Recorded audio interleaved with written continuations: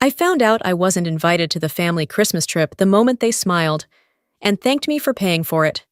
$3,000. That's how much I'd saved across 3 brutal months, opening the clinic at sunrise, closing the bistro at midnight, skipping birthdays, skipping sleep, all for this trip. Our family tradition, they called it. I sent the money early, like Chelsea asked. To lock in the group rate, she said. I even let myself believe I was finally included. That maybe, just maybe, I wasn't the background character in my own family anymore. But when I walked through the front door on December 23rd, something felt off. The house wasn't warm. It was staged, quiet, too clean. 4 new matching suitcases stood by the hallway. No extra one for me. They sat me down. Mom touched my arm like it would soften the blow. Things are tight, Chelsea said. But your deposit helped. I wasn't angry. Not right away. I was quiet. The kind of quiet that comes before something irreversible. And that's exactly what happened. Because the next morning, after they drove away, I locked the door behind them and changed every lock in the house. My name is Delaney Mercer. I've never been the loud one. Not at school, not at home. I learned early that silence was easier, less room for disappointment. December 23rd, I arrived at my parents' house with a suitcase in one hand and a tote bag of wrapped gifts in the other. It should have smelled like cinnamon and roast pine. Instead, it smelled like nothing. No music, no laughter, just silence. Mom opened the door a few inches, then widened it when she saw me. "Oh, you're early," she said, like I'd disrupted something delicate. No hug, no warmth. Behind her, the hallway was lined with sleek navy suitcases, 4 of them, matching, monogrammed. I hadn't even taken off my coat when I heard Chelsea's voice float in from the kitchen. "Did you see the spa packages? Ryan booked the wine tasting already." I stood just past the welcome mat, not moving.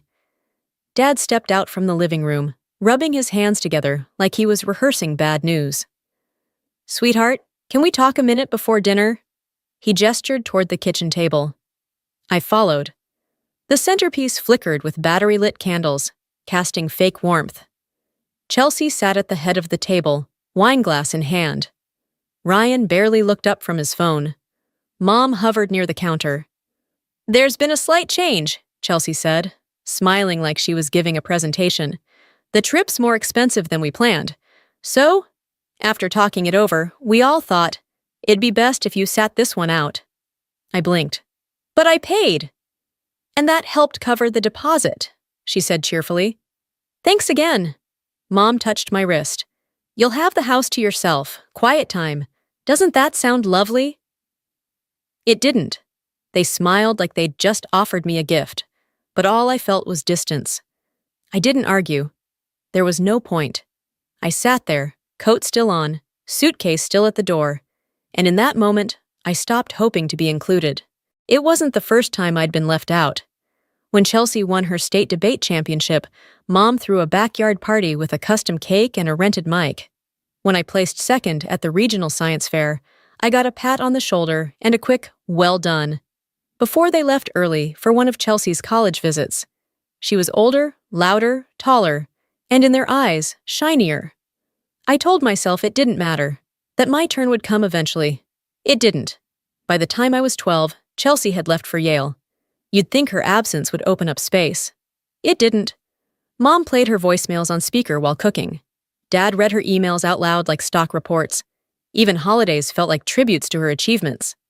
I faded, quietly. At dinner, I stopped speaking.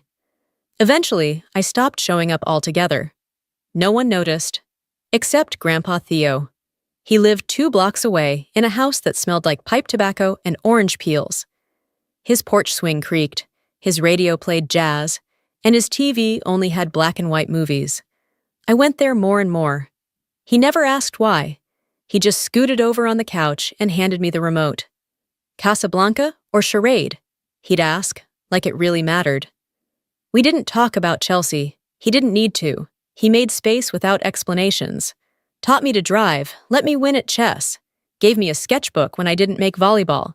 Put a popsicle in my hand when Mom forgot to pick me up again. "You don't have to be loud to matter," he told me once. "Some people burn fast. You burn steady." He never said, "You're enough." He didn't need to. With him, I never had to fight for space. I simply existed. And yet, I still kept hoping my parents would notice me the same way.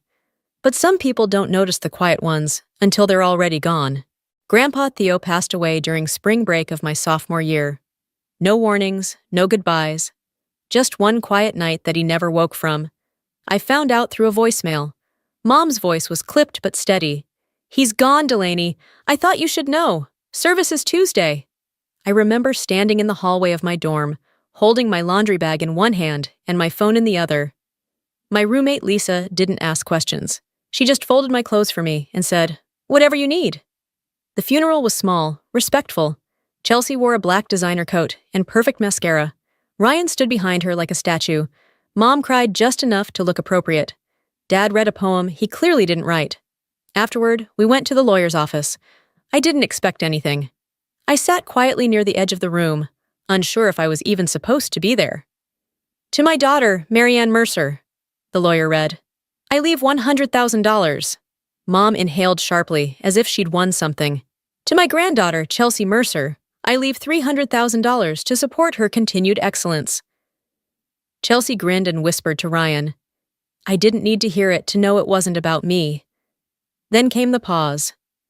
"To my granddaughter, Delaney Mercer," the lawyer continued, "I leave my home in Aspen Hollow, including all contents and adjacent property." The room shifted, not in shock, just in discomfort. Chelsea was the first to speak. "Wait, the house?" Then she laughed, not cruelly, just dismissively, like I'd won a quirky consolation prize. "That's cute," she said. "Maybe you can sell it for a down payment, or keep it as a little art retreat or something." Mom didn't say a word, just kept staring at the carpet like it had answers. I didn't speak either.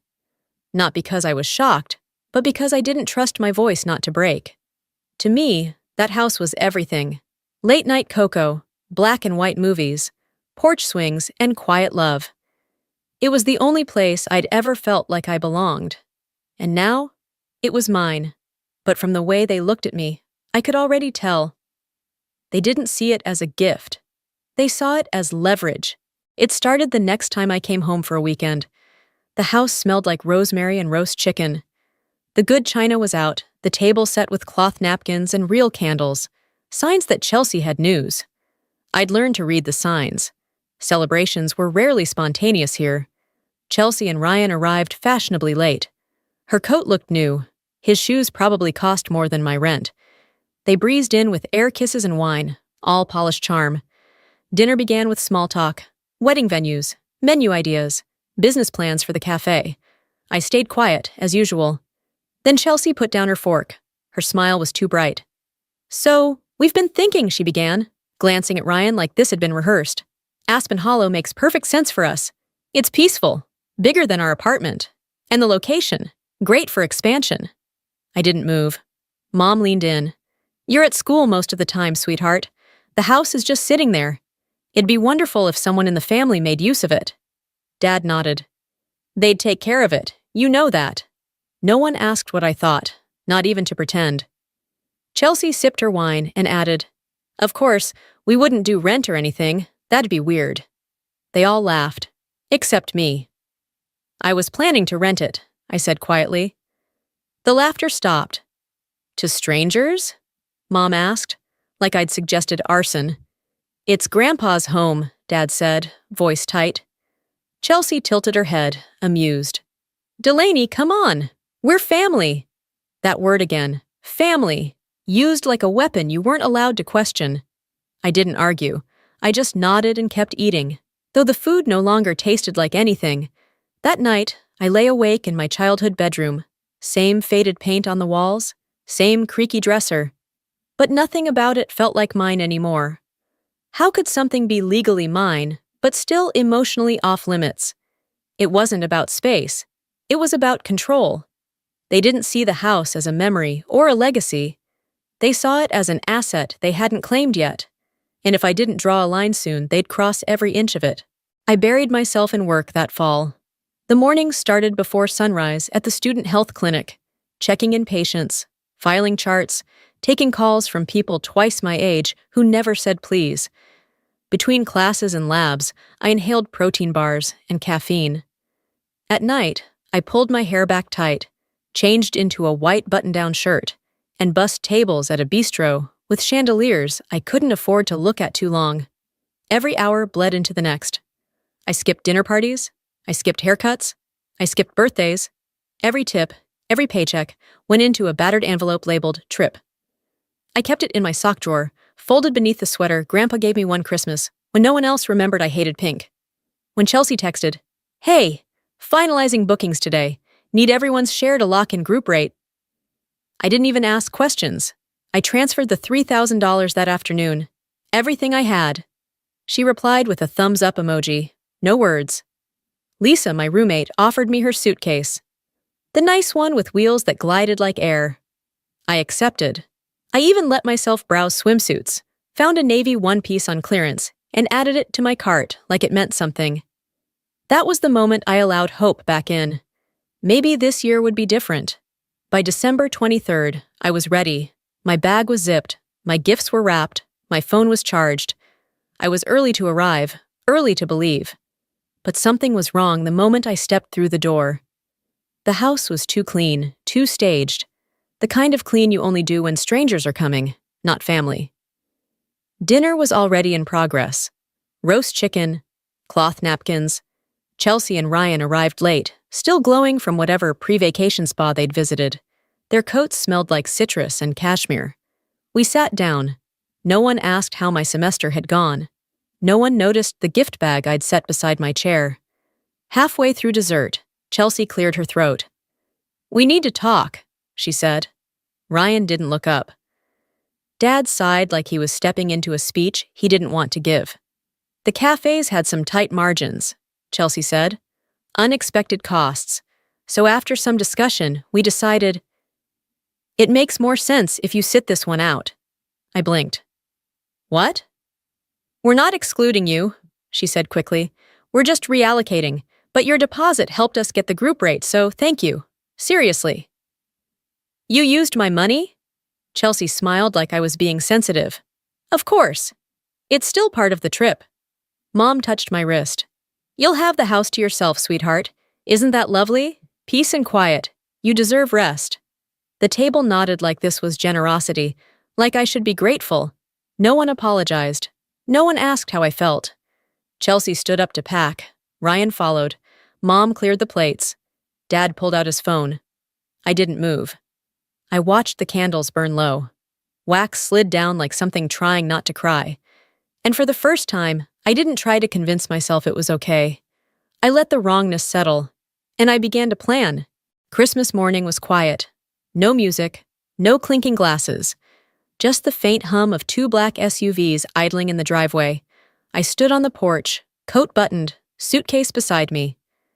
The sky was pale and cloudless, like it didn't want to interfere.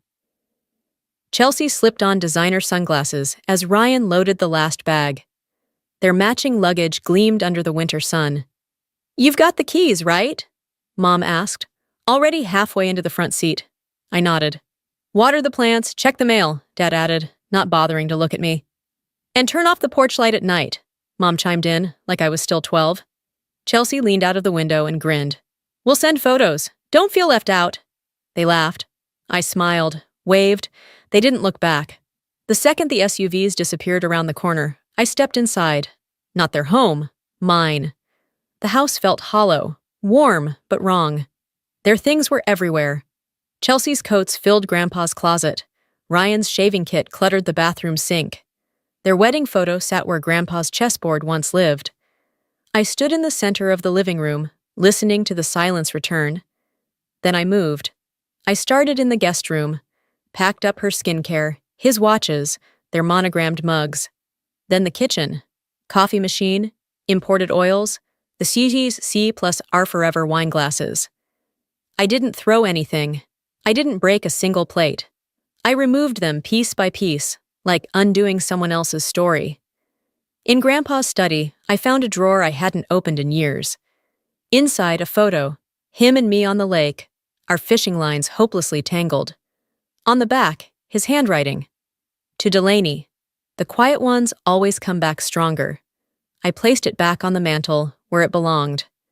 Then I made 2 calls. First, a moving company. I paid extra for holiday service. They came, no questions asked. Second, a locksmith. He arrived by sunset, an older man with kind eyes and hands that didn't rush. "Holiday job?" he asked. "Something like that," I replied. He changed every lock: front door, back door, garage, side gate. When he finished, he handed me a new set of keys. I didn't say thank you, just nodded and closed the door behind him. Then I sat in Grandpa's chair and let the silence fill the space. Not empty, not anymore, just mine. The first text came at 9:12 a.m., then 5 more. By noon, my phone vibrated nonstop. Chelsea, Ryan, Mom, even Dad, who never texted more than 2 words. Chelsea, "Where is our stuff?" Mom, "Evelyn, please tell me this is a misunderstanding." Ryan, "Did you change the locks? This isn't legal." Dad, "Call me now." Chelsea again, "You can't just evict family. That house doesn't make you better than us." Each message felt like static. Sharp, constant, meaningless. I didn't reply. I didn't need to. The silence was its own answer. By evening, I had 83 missed calls. The last one said, "Mom." I let it ring. Then, finally, I picked up. She didn't wait for hello. "Delaney, what is wrong with you? Your father and I. This is beyond unacceptable." Dad's voice jumped in from the background. "You changed the locks without warning, after everything we've done." I held the phone with one hand, steady. "Let me talk," I said. They went quiet, for once. "Just let me finish, that's all I want." No one interrupted. "You took my money," I began. $3,000. I earned cleaning tables and registering patients. You used it to buy cocktails on a beach I wasn't invited to. You let Chelsea and Ryan live in my house like I didn't exist. You've been making decisions about my life since I was 12. I took a breath. And the moment I finally said no, without yelling, without slamming doors, you acted like I burned the whole family down. Mom tried to speak. I didn't let her. You always said family means sacrifice, but I was the only one ever asked to give anything up. There was silence, a real one this time. Dad finally said, flat and cold, "I hope you're proud of yourself." I looked at the photo above the fireplace. Grandpa's handwriting just visible. "I think someone would be." I hung up. Then I turned my phone off. That was a year ago. I'm in my final semester now. Clinical rotations, thesis deadlines, late-night coffee. Busy, but not brittle. For the first time in my life, I feel like I'm building something that's mine, and no one's waiting to take it. The house in Aspen Hollow isn't just a memory. It's a rental now. I hired a local property manager, a retired teacher, and her husband. They send postcards sometimes. There's a golden retriever, a vegetable garden, and wind chimes on the porch. It fits them. The rent covers taxes, insurance, and still leaves room for savings. Something no one ever taught me, but something Grandpa probably hoped I'd learn. Chelsea's cafe folded 6 months ago. She blamed the economy, then her staff, then bad luck. Last I heard, she and Ryan moved into my parents' guest room, the one that used to be mine. They tried reaching out once, maybe twice. Mom sent a long email about forgiveness. Dad forwarded an article about family unity. Chelsea posted a vague photo captioned, "Some people just don't get what loyalty means." I didn't reply. I don't need to explain myself anymore. Some nights, when the wind hits just right, I think about Grandpa's porch swing. The way it groaned under weight, but never gave out. The smell of cocoa and pipe smoke. The silence that wasn't empty, but full of everything he never had to say out loud. He never once called me less than. Never compared me to Chelsea. He just called me Delaney. Not the quiet one, not the other daughter, just me. And that was enough. Above my desk now, there's a framed photo of us on the lake. Fishing lines tangled, both of us laughing. On the back, his handwriting still reads, "The quiet ones always come back stronger."